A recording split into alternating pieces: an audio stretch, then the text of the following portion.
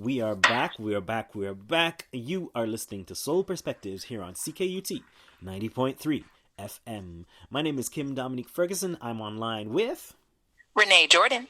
And we have an author, writer from Brooklyn, Danielle Boursiquot. How you doing? Welcome back. I'm good. Thanks, guys. Yeah. So before the break, we were talking a bit about your book, Salt. And I'm interested in your process because you said it was kind of, I want to say it was like a love story to the unborn child. No, maybe, sort of. Yeah, it's a confession. A confession to the unborn child of this woman, and also given voices of 5 different women. So yeah. How did you come up with this? What was your process? Well, I think that the concept at all of SALT was born in a personal essay class that I took in, was it undergrad or grad? I don't even remember at this point. But we had an assignment to come up with a personal essay. And some of what's actually in SALT now started as one of those exercises. And it was put away, of course. It was part of an assignment in class and it was put away. And then over time, I kept thinking about what I wanted to start off with as a project, as my first project. And that essay kept coming back to me. And I said that, I want to include this in whatever narrative comes up. And then I felt like, okay, the way that it's worded as a personal essay, it feels very natural for it to be a communication from one person to another in a very intimate way. So the other little details and pieces and jigsaw puzzle pieces of the story started to come together around that essay, which was basically a person sharing their life with another person, but in a way that's very informative, like as part of the class. But then since it was a book and I wanted to add more heart and soul and intimacy to it, so then all the other characters grew out of that. Yeah. Why the women's perspective? I have so many strong women in my family. No shade on the men, because the men are all that as well, trust. But there are so many, outstanding women in my family that I have learned so much from. And I'm sure, most everyone has a lot of love for the women in their families and all of that. But there are so many compelling stories in my own family. I don't even have to look outside for real, tangible examples of strength, of softness, of determination, of resilience, of fierceness.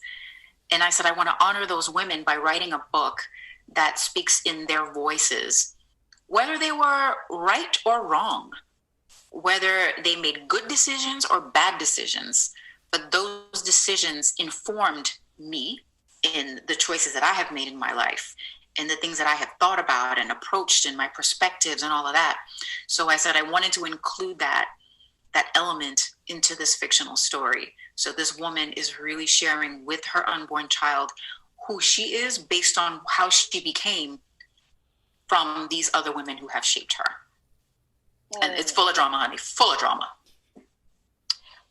Did they actually tell you these stories, or was it more sort of something that you overheard, like in terms of the way you wrote it in the book?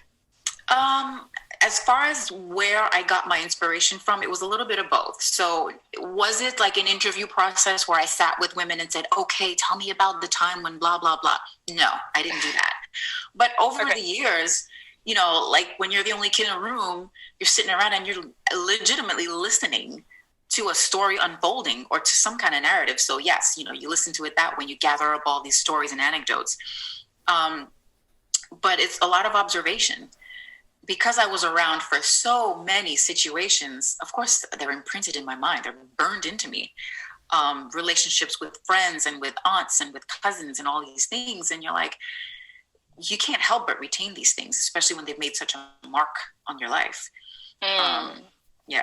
Do you find that the women in your life, I guess you would say, spoke more about their experiences, and that's why it was more of a women's narrative, whereas the men, they sort of keep those personal anecdotes and those things inside? No, I don't think so. Okay. I just felt like, I don't know, it was my choice to start with the women's perspective. So there might be a salt too with the men? Well, we'll get to what's coming up, and you'll understand. Okay. But I wanted to start with a female narrative. I mean, I'm a woman, and I put myself first, and I want to put my ladies first. So it was really that. I mean, it wasn't anything deeper than that, I don't think. And so you said that it started off as an essay that you had written for a class that you were taking. So how did you take us through your process? Okay, you have all these anecdotes floating around in your mind around your family that you've listened to. You have this essay that you've written. How does it go from an essay to a multiple 100-page book? Well, first let me say that it's a fantastic question. But before I answer that, I want to make it crystal clear to all those that may wonder that it is 100% a fictional narrative. The inspiration has been pulled for sure from my family, from my friends' families, many people that I have come across in my life that I'm related to, that I love, that I've observed and then embellished on certain situations or certain, interactions. And some things are purely created from thin air scratch. So there's no relative that's going to be reading. So there's no relative that's going to be reading and find themselves and be like, how dare you write that about me or say that about me? Listen, folks are going to feel what they feel. Okay. That's all I have to say about that. That's their business. That's all I have to say about that. But truly, it's not an autobiography per se. Okay. Whoever knows me and has lived with me and lived life with me will be like, oh, shoot, snap, I know this. Then it's like, oh, wait, but it didn't happen like that. Well, yeah, because it's not an autobiography. It's fiction. But that being said, the writing process for me starts with an outline, for sure. And I know that different writers have different approaches, but for me, I'm one who likes to know that there's a structure somewhere, and then that allows me to decide how far outside of that structure I want to go. So is that the corporate world in you that makes the structure into the writing? I don't know. If you really want to get deep, maybe I would say it's my need for safety and for security, and I want to start with something solid that I know for sure is real. And then we'll see, what I can finagle from there. Okay. That's a little bit of psychoanalysis there, but on myself. But I start with an outline for sure. And I think because I took some film writing classes as well, so I value the whole knowing the entire arc of the story from beginning to end and knowing what's going to happen in the end. And then I fill in the bullet points. Now, did you take that film writing class purely by interest, or was it something that you took to help you in your writing process? Oh, it was by interest. I mean, I enjoy all writing. So not just novel writing. I enjoy poetry writing, screenwriting, essay writing, all of that. So when I was in undergrad, I did take a couple of film classes. So we might see Salt the movie. Listen, from your lips to God's ears, and whatever producer can make that happen for me. Okay. Yes. Well, send it out. Put it out there, in the universe. Make it happen. Yes. So, Hollywood. Okay. So, you start off with an outline. Yes. What's next? Is there a research that you do? What do you do? So once I have my bones, I start to fill in, the muscles and the veins and the organs, and that's my research. So if I know a story, I fill in with what I know. But then there are details that I may not be privy to. And if I'm creating something from scratch, clearly I don't already know it. So I want to look up, historical fact or, current events or, cartoons or movies or anything that's going to speak to this scenario that's happening in this particular instance. So if reading another book, interacting with someone who maybe has gone through a similar experience and getting the tone of their voice, the language that they use, that's going to help me come up with the right dialogue in this scene. Or eating something. I will eat something that brings back such a memory. And I'm like, oh, wow, this has to go into it. This has to be a part of it. Yeah. And I love to include food in most of what I write as its own character almost. Not so much recipe. You know what? That's very interesting, because I don't know if in your household growing up, but did you actually have a recipe, or was it something that you just had to look and watch and see how it's done? I never got a recipe from anybody. I mean, I looked at my grandmother pounding in her mortar and pestle, and marinating the meat and washing with the lemon and lime and all of that. I mean, you see that happening in front of your eyes all the time. I mean, you can't help but retain it after a while if you're interested in cooking. But food has always been a huge element in all of my writing. So how do you incorporate that into the writing? Man, the way that characters interact with an ingredient, with a meal, with the scent of a meal, how it affects people after they've eaten it, the reasons that they're preparing it for someone else, what this meal symbolizes for somebody else. I mean, there's so many ways. I really try to have food be its own character. Like if you take the meal out of it, something is definitely missing. There's a flavor that's gone, there's a scene in Salt that I kind of took out and submitted to a food writing magazine that I happened to find. And they accepted it, and they were like, wow, this is actually perfect for the theme of our magazine.